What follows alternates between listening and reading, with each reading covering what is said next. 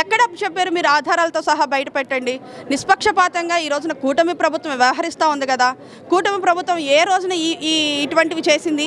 నిజంగా మీ హయాంలో కదా ఎంత అవినీతి జరిగింది, ఎన్ని లక్షల కోట్ల అక్రమాస్తులు మీరు దాచుకోవడంగా చేసింది.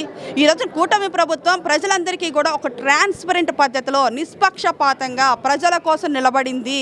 ప్రజలందరూ కూడా కూటమి ప్రభుత్వాన్ని విశ్వసిస్తున్నారు 100%. ఇదే కూటమి ప్రభుత్వం, ఇదే ఈ అలియన్స్ ఏదైతే ఉందో రానున్న మూడు టర్మ్స్ అంటే దశాబ్దన్నర పాటు ఇదే కూటమి ప్రభుత్వం, కూటమి అనేది ప్రజల్ని పరిపాలిస్తుందని చెప్పేసి పవన్ కళ్యాణ్ గారు కావచ్చు, టీడీపీ శ్రేణులు కావచ్చు, అందరూ కూడా ఇంత ముక్తకంఠంగా ఎందుకు చెప్తున్నారండి? ఈరోజు ప్రజలు ఇచ్చినటువంటి తీర్పును బేస్ చేసుకుని కదా. మరి అటువంటి తీర్పుని ఇచ్చినప్పుడు ప్రజల ఉద్దేశం ఏంటనేది మీకు అర్థం కావట్లేదా?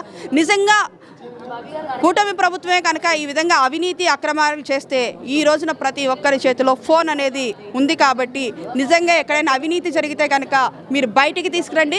ఖచ్చితంగా కూటమి ప్రభుత్వం దీని మీద స్పందిస్తుంది. అంతేగాని నిరాధారణమైనటువంటి ఆరోపణలు చేసి మీకున్నటువంటి ఆ సింపతిని కూడా దిగజార్చుకుని ప్రవర్తించొద్దు అని చెప్పేసి పేర్ని నానికి అలాగే